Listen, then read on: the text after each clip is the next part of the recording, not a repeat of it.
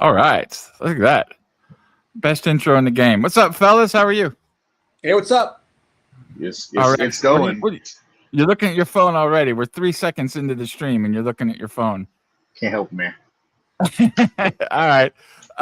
So first off, we talked last 2 weeks about the CBA. So I actually, I played that game you were talking about a lot, but we'll talk about that in a minute. I was trying to figure out what each side could give up to make this thing work, because I think it's harder than what we think. And I actually got Chat GPT, Copilot, and one of those other whatever AI things to give me some clues on what they could do. But just off your head, what are the things that, because the players are never going to allow a salary cap. Like I feel that in my bones. So what are the things that each side can do to actually make this happen, or what can we do to actually get baseball next season? Any ideas, or do you think we're just screwed? Who's going first? Well, I'll tell you what a couple of these things said. A couple of them, well, basically, the owners want cost certainty. Obviously, the fans want competitive balance, and the players want just a free open market. So a couple of these said, the cap and floor thing, which would be okay. I don't think the players are going to go for that. But Google said if you could do a cap and a floor that's tied to a revenue split, maybe the players would go for it. I don't think that's going to happen. Chat GPT had a good one that would say that you would just make it a harder luxury tax that's based on revenue, and all the tax money would go to the MLB PA, and they could kind of divide it how they wanted. It also, one of the things that I was a big fan of, talked about slot restrictions in the draft, which has always been a big problem for me, because these bad teams don't necessarily draft the best player like we were talking about. They draft the player they can sign for the least amount of money. So if you made that ban a lot thinner, where, say, the top pick gets $1 million, and just like the NFL does, it's just slotted in, there's no wiggle room, maybe they would start drafting better players. It also talked about a roster floor where you might have to have some players that have X amount of years in the big leagues. Like you might have to have 2 roster spots with guys that have been in the big leagues 5 years, so you get a higher middle class.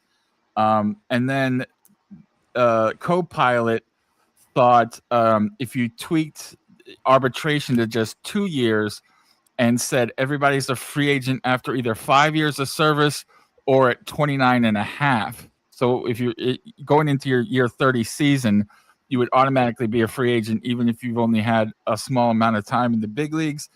It also thought about maybe just raise the CBT by 12%, raise the minimum salary to $1 million with a $40 million pool, and then make sure that teams have to spend 85% of their revenue on baseball products, meaning either infrastructure for the team or salaries. So I like a lot of those ideas. I just don't think the players are going to think that the teams are going to be honest with them in terms of what the revenue is. 69er, you go first. Why the fuck I know that's a lot to throw at you guys, but why the fuck does it have to be so goddamn confusing? Like this is worse than any like collective bargaining agreement I've ever heard of in my life. Because it doesn't have a cap. Even the Garber Bucks in fucking MLS seems a little bit easier than this dumb shit. Like this is convoluted and messy as hell. Every other one of those sports has a cap, so all they're arguing about is the revenue split. Baseball, there's no cap, so they argue about everything. Like in the NBA, it's literally the players want 60% of the revenue. No, the owners want 60% of the revenue, and they come to an agreement in the middle. In baseball, there's what do we talk about? 10, 15 subjects the last 2 weeks, from draft to international draft to minors salaries to arbitration to free agency, terms of the contract, blackouts. I mean, there's literally 15 things that they have to work out. Yeah, that's just messy. I don't know. I wouldn't even know where to start with that, honestly. If I wasn't considering, I don't know baseball like that. Obviously, you guys have an idea of what you're discussing way more than I do. But as a fan, I couldn't even get into it. As a fan that maybe is not as inside baseball as we are, do you just want a competitive balance? Like, you don't care. I mean, yeah, but here's the deal: owners and players aren't gonna give a rat's ass about whether or not the competition's balanced. Like they're not. Right. Players want the bread, and owners want the bread. Like that's the only conversation here. That's really what it comes down to. Bottom line on both sides of this. And I can see that in each piece, right? We talk about getting free agency earlier. That's because I can make the choice where the fuck I want to go and make more money where I want to go, right? Like it's all the end game is all about the money, right? Like that's all about what it is. And the owners want that salary cap so they can keep more money in their pocket, and the players don't want the salary cap because they want more money going to the players. Right. None of those things we talked about was what the fans want. None of those were like, hey, make prices cheaper, make it easier to watch the game. None of that shit's on there. None of it matters to them. None of it. Well, I'll just jump in with things that we can maybe find as bargaining chips where certain parties may be able to acquiesce. I mean, I think everyone would agree that while the salary cap is still very controversial, the salary floor is not, right? I mean, having a higher floor, the players would love it, and that would actually appease the fans because it would enhance competitive advantage, and it would appease some of the owners who have actually who feel like the some teams are sandbagging it year after year. So that's one where I think amongst the 32 teams, those beautiful oligarchs, they can actually agree that raising the salary minimum would achieve a few things. And that, I think, could get done this time around because the players would love it because they'll just get paid more bread for them. Mm-hmm. The fans are going to like it because that means that the Minnesota Twins and the Pittsburgh Pirates and the Royals are going to spend more money. So then they have a better chance of being more competitive. So that's good.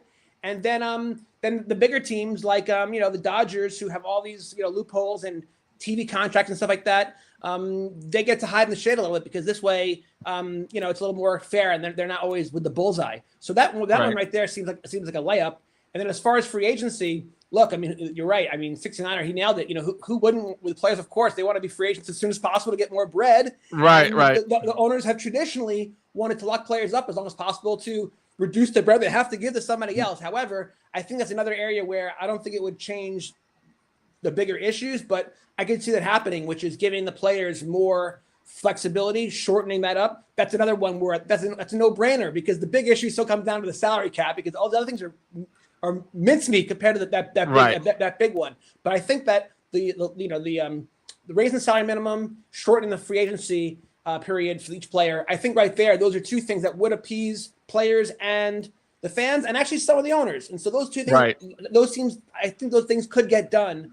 But yet I still think that when we get down to the end of it and the salary cap comes to a head, it's the Thelma and Louise situation that we discussed last week. In fact, the owners floated another proposal a couple of days ago. Right. Every time it's the same thing. It's this minimum. It's that. It's the salary minimum. It's all the same. It's nowhere close to what the players are going to be able to accept. So in a way, it's like, it comes down to bread, like 69er said. And until the owners, I think, are willing to give up on the salary cap, that's when we can then address the other issues. And then I think a lot of things could get done once they realize that the players are going to draw a hard line there. They're not going to bend, nor should they. I'm 100% for the players in this.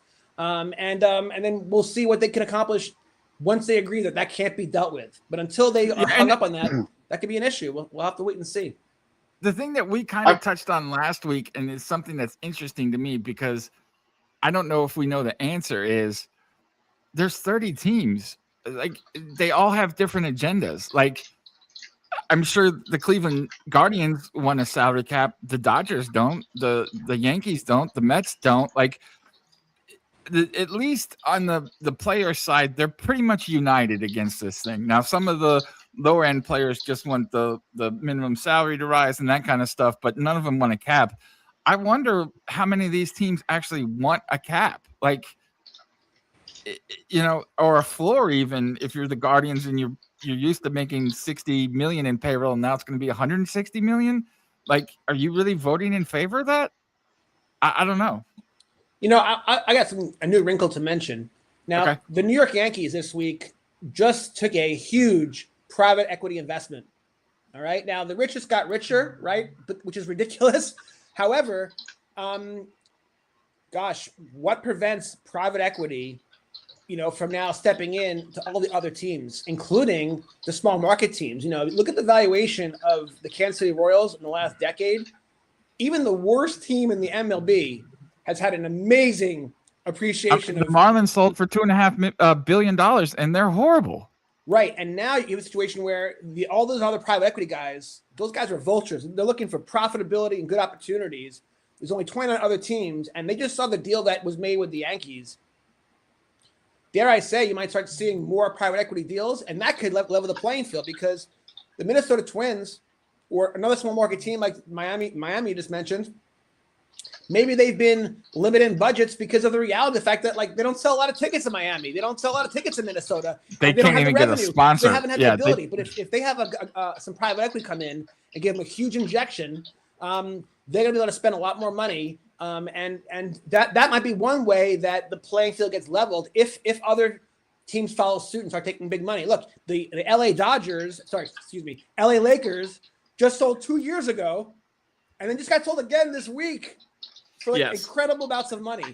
So the valuations are going berserk, and I have to wonder if in the MLB we're going to see more private equity guys get involved, and that might change the formula for a lot of these teams, and a lot of teams that have been frugal and actually been getting away with it. They can get moved around by raising the floor and all that stuff, which would put a bind on them, make them spend some more money. But a lot of them would be more willing to if they had more bread, to play with. And so if you start seeing these small market teams taking some big private equity, they might start having more bread, and then the game itself might change. Don't you think the private equity kind of brings in the look, we don't care if we win, we just kind of want to make money mentality too?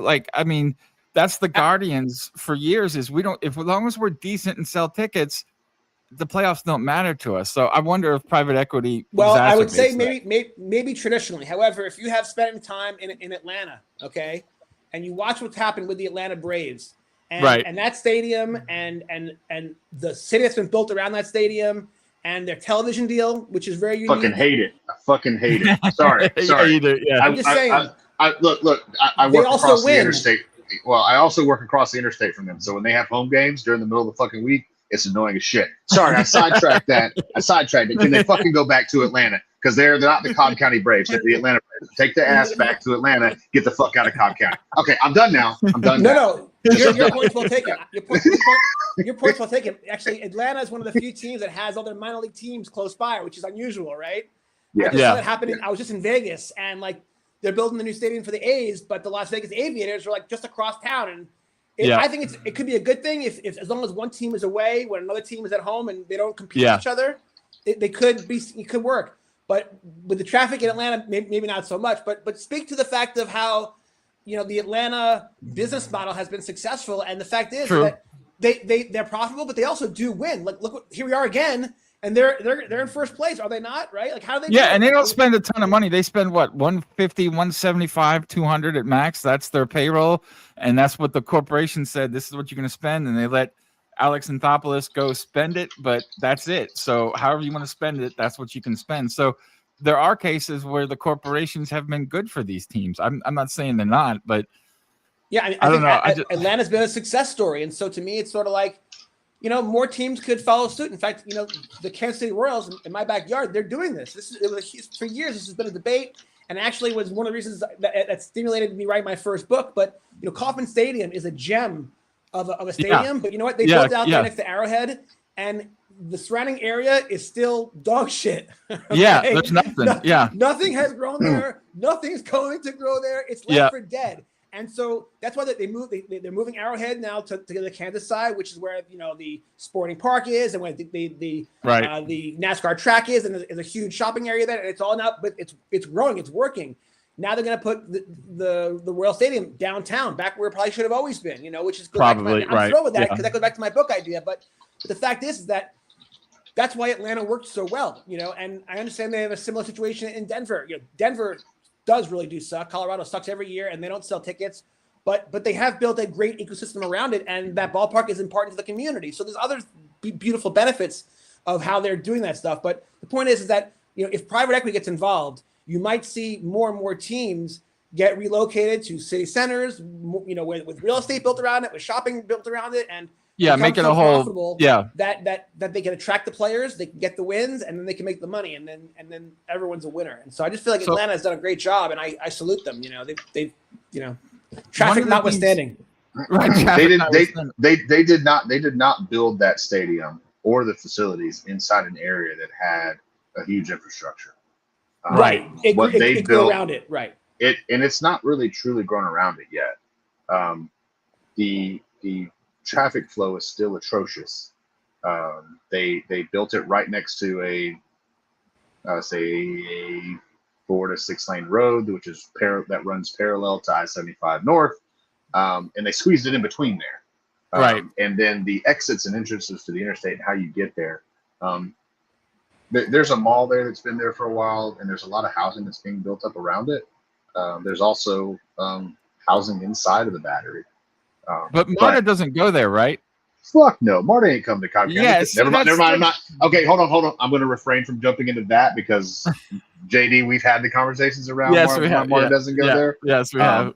And I'll stay on that. But they do have Cobb County Transit that has like a meetup point at one of their train stations. But it's not Marta, which is what you should have. You should have the ability to have mass transit there, and you don't. You had that when it was downtown, because what they would do during game days is they would bus people, and they'd have a dedicated bus route. They'd block lanes coming off of 5 Points train station all the way down to Turner Field, and they don't have that now.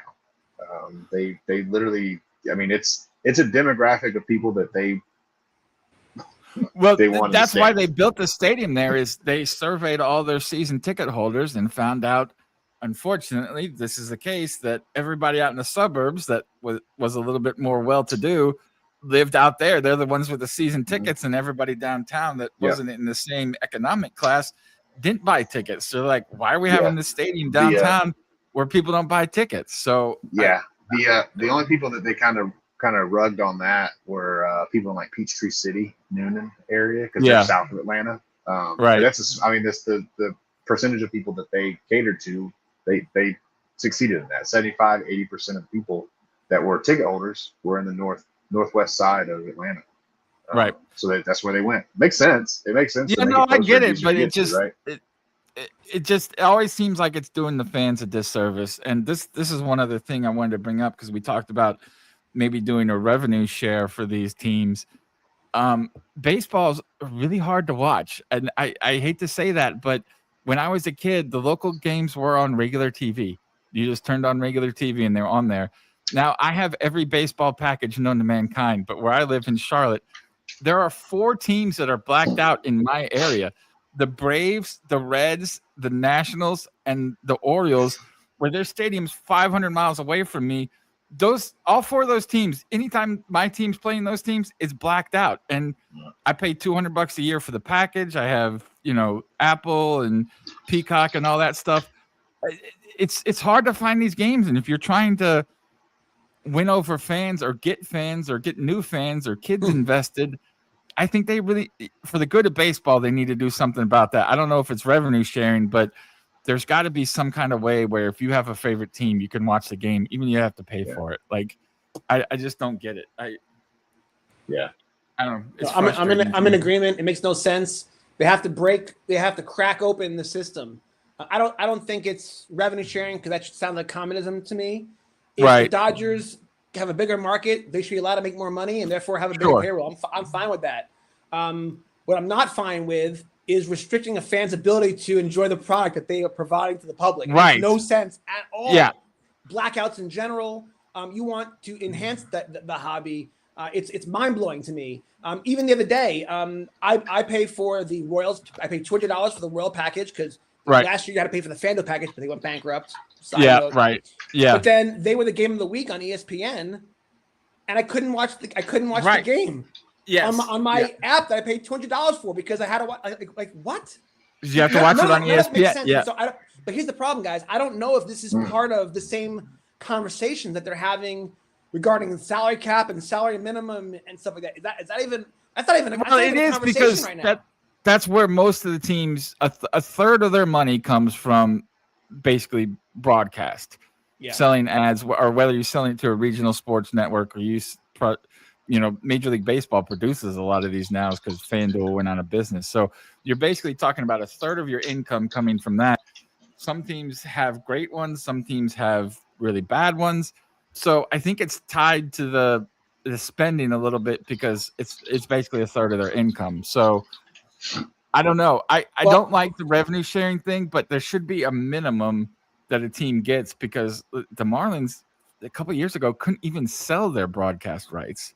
And they ended up taking like $8 million. What I could agree with is this: that every team should have the right to sell their own rights, but not exclusive, and therefore the MLB should have the rights to every team, and then someone should be able to pay a subscription for the MLB and then get to watch every freaking game, and that should supersede anyone's individual contract, because LA Dodgers can still have a contract with local groups, or they can have exclusive deal with YouTube. Who knows?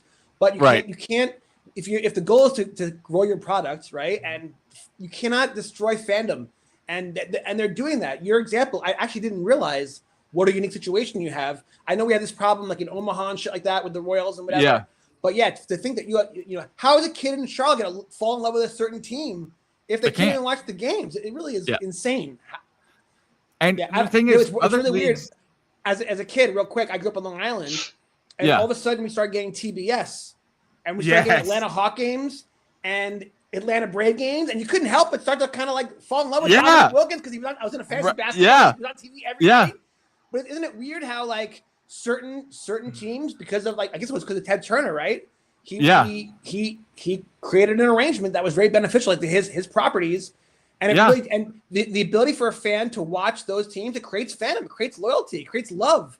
So the ability that the fact that some kid in Charlotte, some adult in Charlotte, their only access is to the AAA team, which is pretty good, by the way, as I understand it. Right. Yeah, it is actually. You're limiting all these games. It's really insane. And I wonder how many, ask ChatGPT, how many other cities who don't have an MLB team are blocked out, from which they can't even watch their closest team play because of blackouts. It's really, it's just tragic. And you think that they would have figured this out by now, but I don't think that they can figure lots of things out because of the way the system is built. It's just not, it's like central planning. And this is, I've been posting an audiobook for my first book. I saw that. Congratulations. That's cool. I literally have a chapter called The Perils of Central Planning. I have it right here. Oh, nice. So, whenever you force economics on things, it creates inefficiencies. It creates shortages in one area. It creates surpluses in another area. And then ultimately, everything is kind of mediocre and sucks. If you have free market and there's competition, then you want to be better than the next, and you have to regulate, and so there's no cronyism. But a free market, including in sports, would be a good thing. That's why I love the idea of promotion relegation. European soccer is awesome because any team could, actually watch. I just watched Ted Lasso last night. I watched episode 2, and the females are in Division 2, and I'm sure they'll eventually get to Division 1, right? Right. That's the whole point. Every game matters, and if you're in the bottom of Division 2, your fans still show up because you don't want to get relegated to Division 3. And if you're close, you're so close to the promotion. Every game is like a fucking Super Bowl. Every game is Super Bowl because it means so much. If we had that for baseball, in my book series, 69er, you break the whole system up, and all those minor league teams, they're all part of this 190 team promotion relegation. 30-30-30, 2 up, 2 down, however you want to do it. We will never have that in America. I mean, I wish, but we will never have it. The owners will never allow it. Here's the irony, dude. It just won't. My belief is that they wouldn't allow it until it happens. And the irony is the Yankees and the Red Sox and the Dodgers would be wealthier because the overall product would be so much freaking better. And everyone will be watching every game, and every game matters. And the overall pie will grow. And then everyone making their money, and everyone gets their bread, the players, the fans, and the owners, because you let the free market run wild. Yeah, but the difference here is in those soccer, the soccer fandom in Europe is vastly different than the American fandom for any sport. They will still show up and pack the stands, even if their team sucks absolute dog shit. In America, the stands will be empty. People will not pay for tickets. So those teams will just continue to fade into. Don't you think it's because of the format? I agree that American fans are fair weather, and I actually kind of understand it. I watched it with the Royals. I watched it with the Chiefs. The Chiefs sucked. No one went to games. Then we got Andrew Mahomes, and everyone wants to go to games. Everyone's having after parties. It's like, it's like a whole thing. Right, yeah. tailgates. In promotion relegation, yes, you have an affinity to your local team because you can literally walk to the stadium from your little small town in Scotland, wherever you are. That's part of it. But that'll be true here. The Charlotte team, you'll be able to drive to your little Charlotte stadium. But it won't be. The problem you have there is it won't be, right? Because the size of this country, you won't, and where people live, the proximity, like you mentioned it. I can walk to the stadium if I lived in Bologna. I could walk to watch a match because I live a 5-minute walk down the street. That's not going to happen. And Bologna hit my head because I went to Italy and I just had a picture show of it's approaching like the 5-year mark for my trip to Italy, and that was a stadium I literally walked brag by. Humble brag. And that's not what you have here. People have to drive. I had to drive 25 minutes yesterday to hop on MARTA to ride to the Man United match last night. Like that, I can't just walk to it. There's not a place that's a 5-minute walk for me to go to any sports. I got to walk 25 minutes to get to a bus stop. Like that's just not. It's not. That's fair. That's fair. Right? There's a lot that goes into that, where you do have that small local team, and you grew up on that small local team. You grew up because probably the ticket prices weren't extreme because you were cheering on a 3rd tier or a 4th tier team, and your dad could afford to take you to every match that was going on for soccer there, right? Like that's just a different dynamic here too. There's not a cheap ticket anywhere in this country for almost any sport. Now, minor league's different, right? Like, I mean, I've been to a Biloxi Shuckers game, which was absolutely cheap as shit. It was like $35, and I got like right behind home plate. Right. Like, I'm not going to do that for the Braves because that's going to cost me, I don't know, $1,000 per ticket, right? Like, this is stupid, and I'm not about to do that for is it 91 games? No way in hell I'd do that. So there's a lot of differences there. Again, that build fandom than you have here, and it's it's historical there. I mean, they've got decades, centuries, it feels like, of fandom built into their place of life, and a lot of those people haven't left. Now, there's a lot of people in America that never leave their hometown, but there's a lot of people in Europe that they really don't leave their hometown, and it's been generations of never left their hometown. Right. There's a lot of history built in that way, so it's definitely a different thing. Now, would relegation work here? I think it would be fun. I mean, I've thought about that for years myself, about if your team sucks, you should be dropped. Like, now that would suck for me because Atlanta United is at the bottom of the table right now in the MLS. Dallas Cowboys have sucked a big fat dog fart for years now. They would be relegated to what? NFL Europe? I don't know what the hell NFL. Right. Yeah. The XFL. Yeah, the XFL. There you go. Or the USFL. Maybe USFL or whatever maybe they'll go to the Canadian Football League. Who knows? There's all kinds of things. They got to play on a 100-yard field now. Just there's a lot there that, I mean, it would be interesting. Why can't baseball figure this out? The TV thing, because almost every other sport, whether it's football, your home team is on over-the-air TV. Now with basketball, a lot of these teams, the Hornets included, there's about 5 or 6 teams that are doing over-the-air games now. Hockey's the same way, whether it's Hockey Night in Canada or these local games that are broadcast on regular TV. Why can't? Is that an ownership thing? Is that an ownership thing? I don't know. Again, it's all going to come down to the bottom line, right? Is the ownership not willing to let that go? I don't know. I'm asking because I don't know. I don't know enough about it. I think it's tied to the caps of those places because everything's shared, right? In the NFL, all the revenue is shared.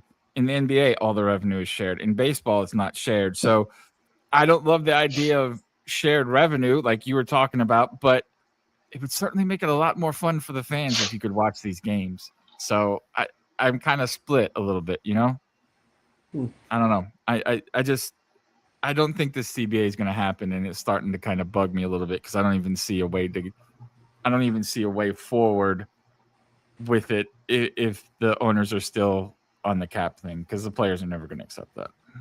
The last 5 years ago during the CBA, they wanted to get rid of the salary cap, and they wanted to implement the salary cap, and they didn't get their way. They eventually, at the last minute, got a deal hammered out. Everyone compromised. No one really felt they got screwed. No one felt they really won, but it was enough to kick the can down the road for 5 more years. I think we're going to be in big trouble. Personally, I think I don't feel like we're getting an agreement. But the optimist in me says, you know what? Maybe the same thing will happen again. We're going to go down to the wire. We're days away from spring training, and then the owners cooler heads prevail. They rather play and make money and make bread, just not as much bread, right? And then they'll kind of just say 5 more years from now we'll deal with it again. We'll get them next time, and then we get baseball. I can't imagine. I think here's the thing. If you look at what happened to the game in 1994, I mean, not just to the love of the game, but I even noticed it in the sports card economy. Like it was devastating, right? Yeah. So it's a golden goose here. These owners are doing really great now. Would they like to make more money and find a way to spend less money? Sure, of course. Right. And why wouldn't they try to do the things that they want to do, give it their all?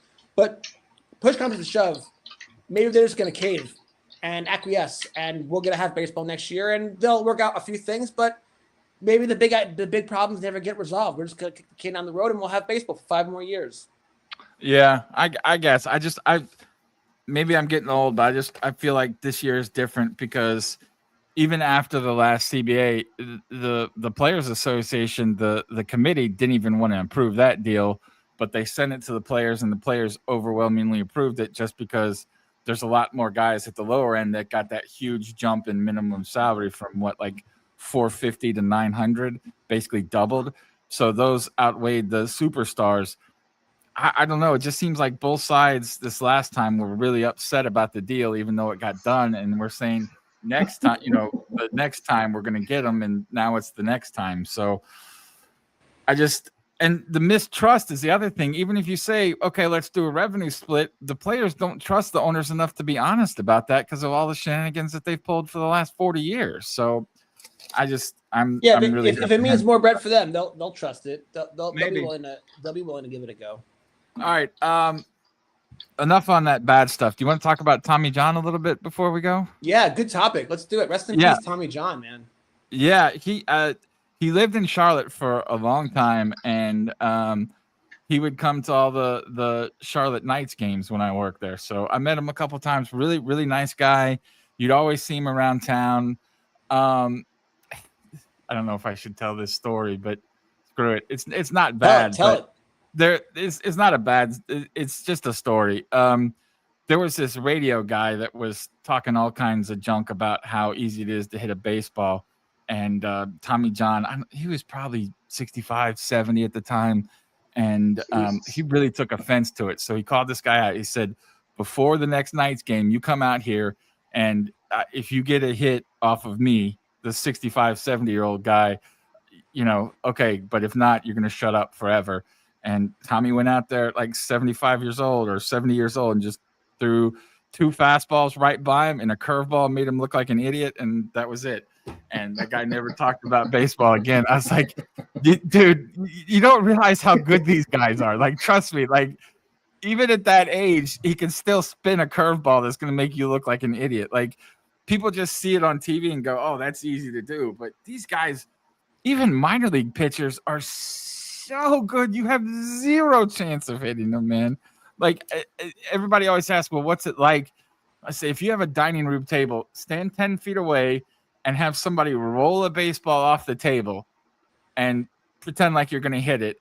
And you can't because it just drops off the table. Like, that's one of the terms, dropping off the table, right?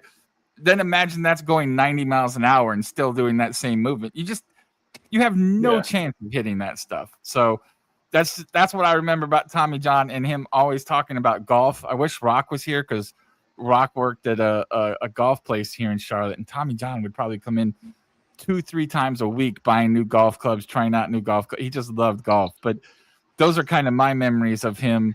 But I think we want to talk about, should he be in the Hall of Fame?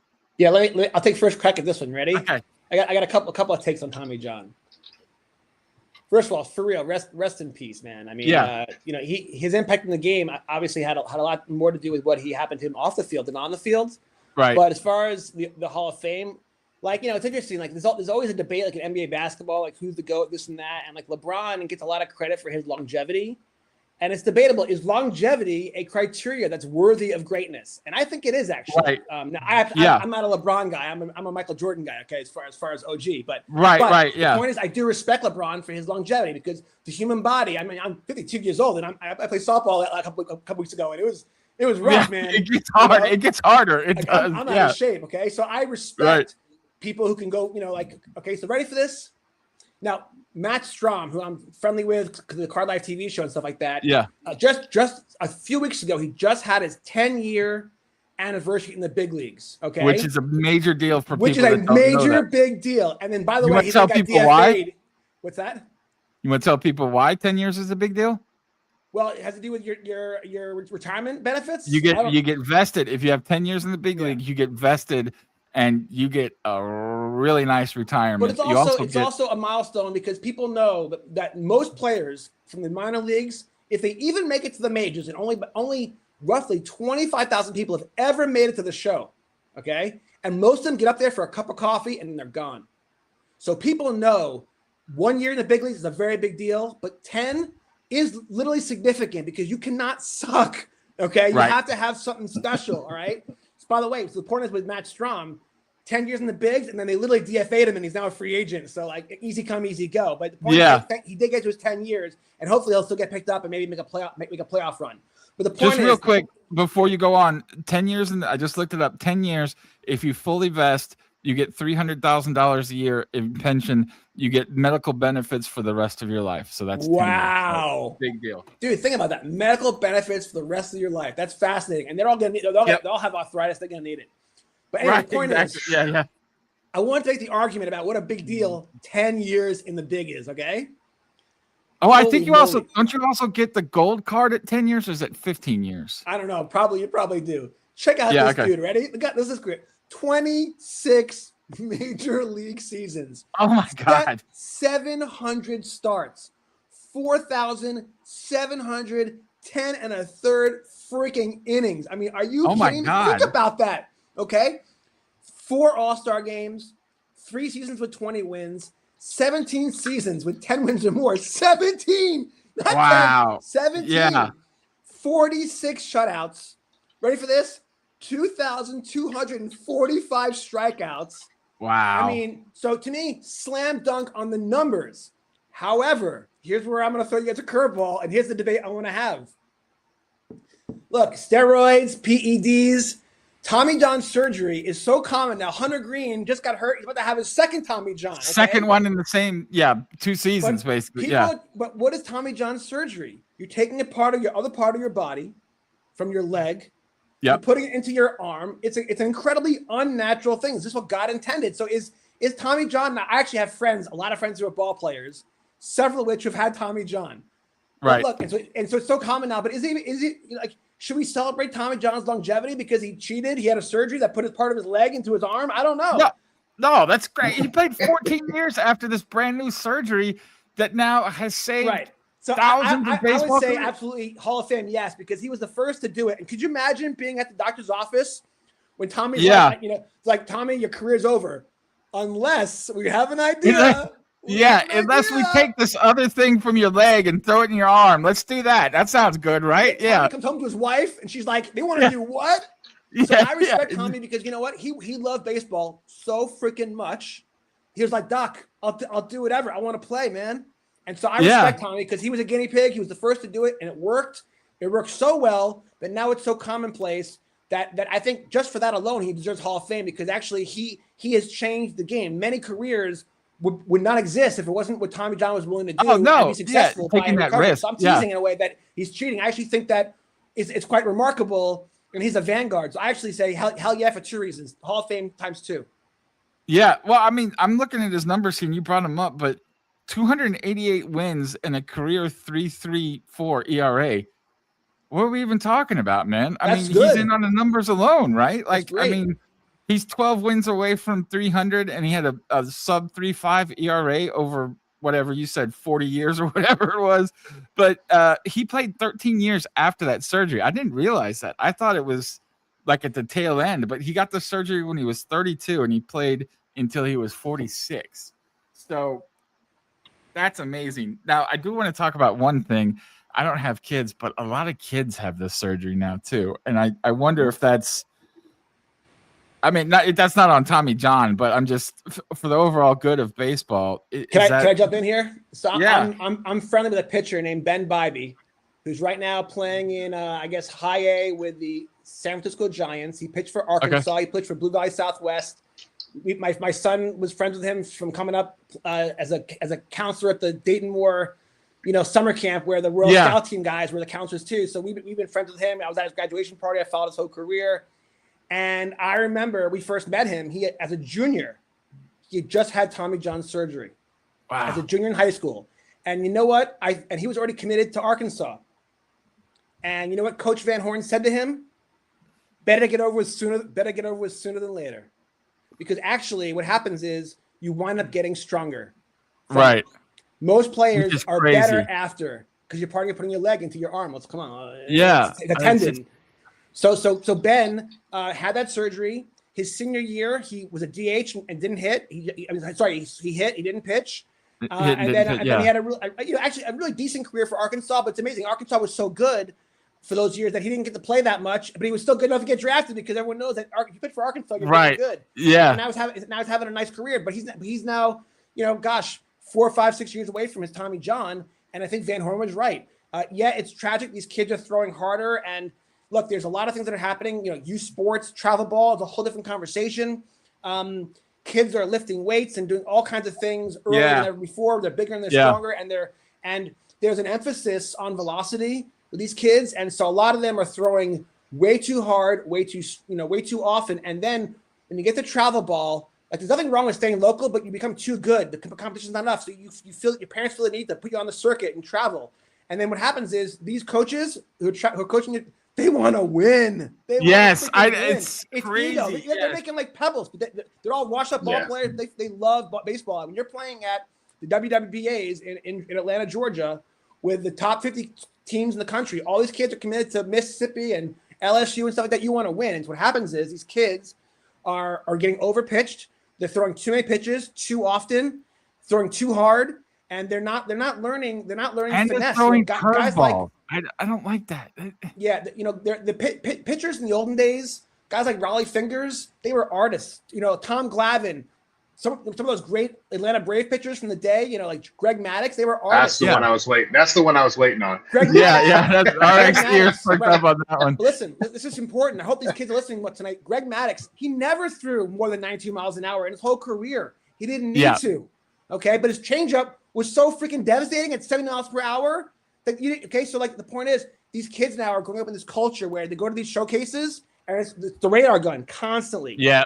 So unfortunately, everyone's getting sucked into this culture, and these kids are and again, they're blowing out their arms at every level. But with Hunter Green is now having his second Tommy John, there's an epidemic happening, and I believe it's starting at a very young age. And it's these kids they're putting too much pressure on them. They're getting overused way too soon, and it's a tragedy. It's really my own son. How do we stop that? Because But the early years he pitched, and he spent 1 year in rehab because he threw out his arm from pitching. Yeah, and I was like, you're done pitching, kid. That's it. I don't know how we stop it because it seems like these other countries don't have that epidemic of Tommy John surgery that we have. I'll tell you how it happens. I know. There's a kid coming out. Overuse? I'll tell you. There's a kid coming out of our high school, Blue Valley North. I think he's a junior. He's playing for the Royal Scout team. He throws a forkball. All right. Oh, okay. Yeah. Let me tell you something. You're 17th throwing a forkball. No one's hitting that. Okay. Yeah. Oh, no chance. No. And there's a lot of other pitches that do not need to be overpowered. I'm not saying they'll have to throw knuckle changeups. Okay. But forkballs, sinkers. There's a lot of other pitches that are very, very, sinker slider is a very, very effective combination. My buddy John Parent had a whole career on sinker slider. Yeah, he was on throw a screwball if you have to. But, you don't have to throw it hard. Fell off with the first two pitches, first two strikes, and then you give him the slider. Movement is not being is undervalued right now, and I think if enough players can come up that have success with movement over power, and then that's going to Sonny Gray right now has 15 wins with the freaking Boston Red Sox, and he doesn't throw hard. He's a finesse guy. No. So I think over time, now look, Paul Skeens right now, there's a lot of talk about his velocity if it's down, and if he's hurt or if he's out of shape, who knows? But maybe Paul Skeens is intentionally doing this because he's still having good outings. He's not as dominant as he has been. Maybe he's hurt or whatever, but it could be he's He's purposely doing it because he knows this is not sustainable. You know, it's not sustainable for Milwaukee, 20 years. throwing Right. 104. How does he do it? It's incredible. He can't keep this up. I don't think. I think that's a problem waiting to happen. So that's just my take. Is that Tommy John is a legend, Hall of Fame worthy for two different reasons. But the fact is that surgery was so game changing that it's allowing these kids to it's perpetuating this negative culture of the velocity and the radar gun. Right. So when did this get cranked up heavy? Right. So he got that surgery back in the 70s? 74, 73, something like that. Like so why is it all of a sudden becoming so rampant? What is driving it? It's not all of a sudden. It's been happening gradually, increasing. It's been happening gradually for 25 years or something. But it's because of this. Because the players know if you throw harder, you get more. Well, let me go back then. That's this surgery was done in his name 5 decades ago. So you're telling me halfway back is when this really started, I guess. In the 2000s? Probably the early 2000s. So is that it? What was the name of the fucking the metrics? Fuck, I can't. Beanball, whatever the fuck it's called. When they start talking about Billy Bean. Moneyball. There you go. Yeah. When all that shit started, is that part of maybe where that's driving some of this? No, I think it's all by youth sports and pitching.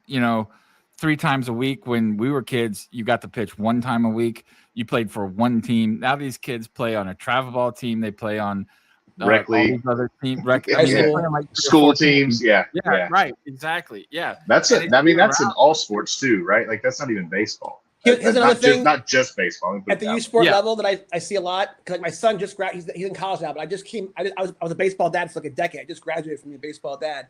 You have a lot of these really top athlete kids that are so good at that age that they can play shortstop and pitch.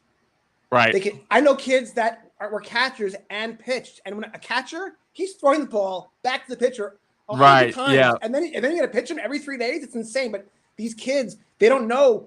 Like I know some kids up until their junior year, they don't know if they're going to be a hitter or a pitcher. And then once a high school coach decides, all right, you're a pitcher, that's fine. But up until their junior year, they're playing 2 positions. And the shortstops, who are like the most talented kids, the shortstop has to throw the most often, the toughest throws, and then you're pitching. These kids their arms are being overused, and the body is not developed enough to withstand that kind of overuse. And so these kids have to decide. No kid wants to be a pitcher at 13. It's so boring. You pitch once a week. Dad, I'm not doing that. Right, I want to play every day. But when you're that good, it's hard not to have them pitch too because they win games. And so there's a problem culturally where no one wants to be a pitcher, but the good kids have to become pitchers. But they're playing 2 different positions, and so they're playing nonstop. And it's a real problem. I don't know how you fix it because it's now you have NIL and you have college kids making real money. So now there's even, and by the way, in the investment world, there's like when Ben Bernanke was Fed chairman, it was called the Bernanke put. Everyone knew you could be aggressive with stocks because if there was ever a stock crash, he would just cut interest rates and bail everyone out. It was a put. Right. So now Tommy John surgery has been so successful, it's created a put. Don't worry, Tommy. Don't worry, Jimmy. Throw as hard as you fucking you can want. just have TJ surgery. If you pull your arm out, let's get TJ. You'll be fine. You'll be better. Yeah. You'll be stronger for it. So unfortunately, it's true. These kids do have a put because there is an out, and you will be better and probably stronger for it. And still be desired. I don't know how to get around it. You have to have responsible parents who can say no to coaches. That's what it comes down to. Parents have to step in and protect their kids. Also, I remember when we were kids, no kid threw a curveball. Now all these kids do. And I grew up. You had to wait till 13 years old to throw a curveball. Right. I remember when I was in AAA, one of my friends was doing a report in school or something. So I went around and asked all the guys, "When did you start throwing curveballs?" And most of them said, junior year of college, senior high school, that kind of stuff. But these kids now are 10, 12 years old throwing curveballs. The torque that puts on your arm is just tremendous, and they're not even done growing yet. Another good point. It's crazy to me. So I think it's a combination of using them a lot, them playing on a bunch of teams, throwing exotic pitches. That kind of stuff just puts torque on your arm. RX, do you want to say anything about Tommy John before we get out of here? No, I'm good. You guys got it all covered, it sounds like. Okay. You got anything else you want to talk about before we get out of here, Jonathan? You got a stream coming up this week, or what do we got? I got Caleb Bear on my flagship podcast, 7:30 tomorrow, Tuesday night. Tuesday night, okay. And that's on here, right? On Collecting and Connecting? Okay. You bet. Yeah, so looking forward to that. and then I've gotten rid of the rip sessions. I've merged that with the Card Life Chronicles. So I'll do an alternative show just myself solo with ripping cards on Tuesday nights every other week. By the way, you got another guy here. RX is a Pokemon dude, right? RX, you big into Pokemon? Pokemon? I'm a Pokemon, not Pokemon. Well, I was watching Jonathan stream the other night with Pokemon. Dude, you know what? We'll have you come on my show because what we do is it's kind of like Hot Ones, the podcast. We kind of rip packs and we talk about the hobby, talk about what you love. I'd love to hear more about what you love, what you love to collect, because it is interesting to me why we get passionate about anything, frankly, right? Yeah, right. So I love digging into like that. When you're passionate about something, it brings the best out of you, no matter what it is. So watching your stream the other day, I was like, you got 5 grown men on here just talking about how awesome Pokemon is. I've never had a Pokemon. I don't even know what I've never. Well, I mean, I've got random cards like on. Oh yeah. On my desk. I love Pokemon it. Stuff. So. Dude, keep young at heart forever, man. That's awesome, dude. Good for you. Yeah, I love it, dude. I'm trying to get into it. I don't think I ever will, but I know. Yeah, I mean, I will say the hardest problem. Yeah, I will say the hardest problem right now is just getting your hands on stuff. But I will say, JD, if you have an opportunity to collect anything from the 30th anniversary that's coming out in like a month, I think. Jonathan, maybe you can correct me if I'm wrong. September 16th. Yeah, literally. Oh, yeah, there you go. Exactly to the day, a month. If you can get your hands on anything that's the 30th anniversary, stow it away if you don't want to rip it. So if I see 30th anniversary packs, I buy them and just put them in my closet, and I'll be good. Yes. Okay. ETBs mainly. That's probably. I don't even know what any of that means. Yeah, it's okay. It's okay. You're just looking for boxes. I don't even know if they're selling single packs. Sorry, we're sidetracking the shit out of it. See, this is what happens when you let me on here, JD. My shit goes sideways, dude. You know that. You've seen me on stream before. What the fuck, man? You see how he lights up? You mentioned Pokemon, he lights up. This is a good thing. Yeah, I mean, we're talking about baseball for now. He said like 3 words. We talking about. I got fucking tins on my desk. I mean, seriously, I've got tins on my desk. Hold on. I've got fucking trick and treat packs. Like, what the fuck, man? Like, seriously, like all my shit. Go to like Thailand or something and buy packs, or Japan or something. What was I? I should have bought some packs when I was in Taiwan earlier this year. I did not. But they have a strict limit, like a daily limit when you go into the Pokemon centers to go buy boxes. Wait, what's a Pokemon center? Oh yeah, we'll have to discuss that off here. Like, that's a whole stream probably you got to go into to get all talk about that stuff. I got some other. It's like this big class where there's just Pokemon and they're playing it. That's part of it.